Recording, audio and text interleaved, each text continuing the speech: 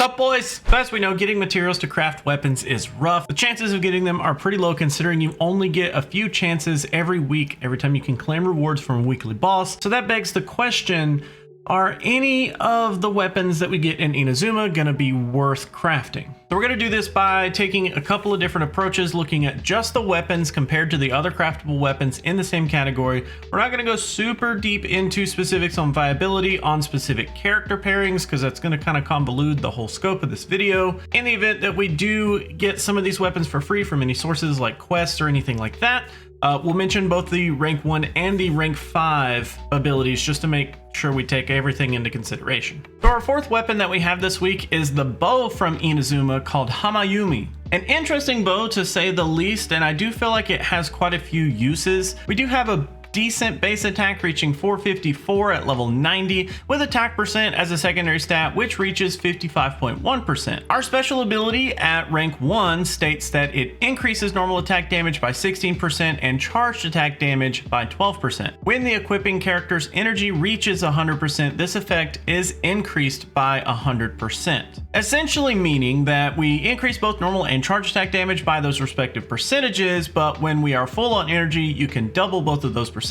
At rank 5, we can see both of these percentages increasing to 32% for normal attacks and 24% for charge attacks, and then adding in, if you have full energy, that means you should see an increase of 64% on your normal attacks and 48% on your charged attacks. Compared to Prototype Crescent and Compound Bow, we're sitting at the same base attacks as Compound Bow without the physical percent, which just gives us more versatility. Unless you're building a physical damage focused character, Hamayumi is looking quite a bit better than Compound Bow. Prototype Crescent, on the other hand, is going to be a little bit different. It's already boasting a higher base attack, and with its passive, it will probably put up better numbers on some characters.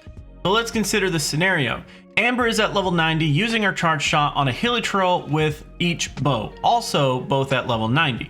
Rank 1 and their passives are both fully active. Neither of these cases are going to consider artifacts, just so that it keeps it a little bit simpler. As you can see here, which by the way, this is the damage calculator spreadsheet that I made, and I did a whole series of videos going super in depth on how damage is calculated, and you can kind of see that in the corner there. Anyways, both bows are actually really close, but Hamayumi will inch out just slightly in this case. Here you can see the differences with rank 5, and this is actually a pretty great illustration of the difference in attack percent and damage gained from effects. So another thing to consider is that Hamayumi locks you out of using your burst to get the full benefit from its passive. In a perfect world, the character could get their use out of the passive, use their burst, and then go into a rotation with the team that generates enough energy to get them back to use their burst on full, and then you can just repeat.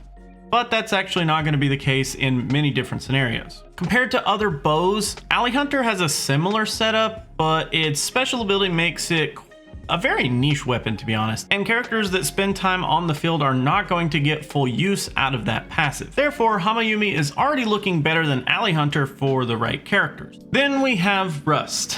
Honestly, if you have Rust already and you've been using it, then you more likely won't need to craft Hamayumi. Sure, there isn't the downside of charge attacks being decreased, but Hamayumi won't outdo Rust at matching refinements.